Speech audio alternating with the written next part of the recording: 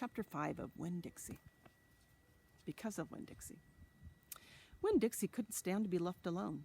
We found that out real quick. If me and the preacher went off and left him by himself in the trailer, he pulled all the cushions off the couch and all the toilet paper off the roll. So we started tying him up outside with a rope when we left. That didn't work either. Winn Dixie howled until Samuel, Mrs. Detweller's dog, started howling too. It was exactly the kind of noise that people in an all-adult trailer park do not like to hear. He just doesn't want to be left alone, I told the preacher. That's all. Let's just take him with us. I could understand the way Winn Dixie felt. Getting left behind probably made his heart feel empty. After a while, the preacher gave in, and everywhere we went, we took Winn Dixie, even to church.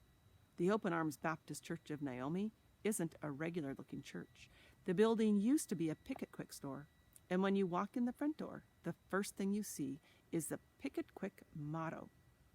It's written on the floor in little tiny red tiles that make great big letters that say, pick, pick, pick, quick, quick, quick. The preacher tried painting over these tiles, but the letters won't stay covered up, and so the preacher has just given up and let them be. The other thing about the Open Arms is that it's different from other churches is that there aren't any pews. People bring in their own fold-up chairs and lawn chairs, so sometimes it looks like the congregation is watching a parade or sitting at a barbecue instead of being at church. It's kind of a strange church, and I thought Winn Dixie would fit right in.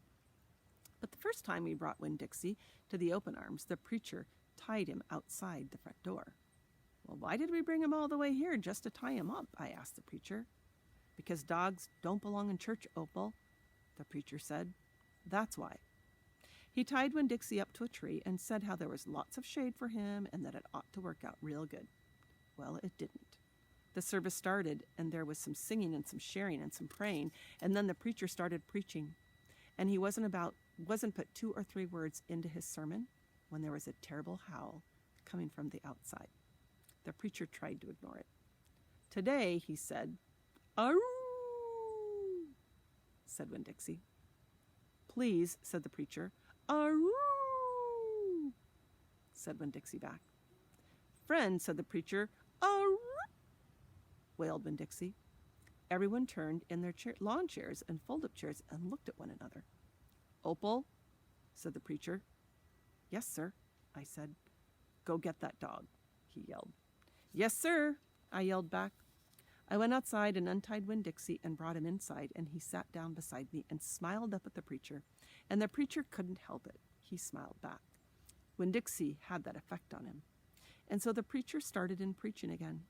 Winn Dixie sat there listening to it, wiggling his ears this way and that, trying to catch all the words, and everything would have been all right, except that a mouse ran across the floor.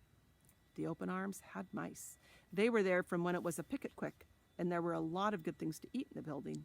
And when the Pick It Quick became the Open Arms Baptist Church of Naomi, the mice stayed around to eat all the leftover crumbs from the potluck suppers.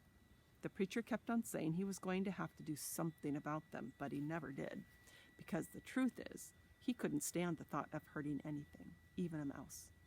Well, Winn Dixie saw that mouse, and he was up and after him. One minute, everything was quiet and serious, and the preacher was going on and on and on. And the next minute, Winn Dixie looked like a furry bullet shooting across the building, chasing that mouse. He was barking, and his feet were skidding all over the polished Pick It Quick floor, and people were clapping and hollering and pointing. They really went wild when Winn Dixie actually caught the mouse. "I've never in my life seen a dog catch a mouse," said Mrs. Nordley. She was sitting next to me. "He's a special dog," I told her. "I imagine so," she said back. Winn Dixie stood up there in front of the whole church, wagging his tail and holding that mouse real careful in his mouth, holding on to him tight, but not squishing him. "I believe that mutt has got some retriever in him," said somebody behind me. "That's a hunting dog."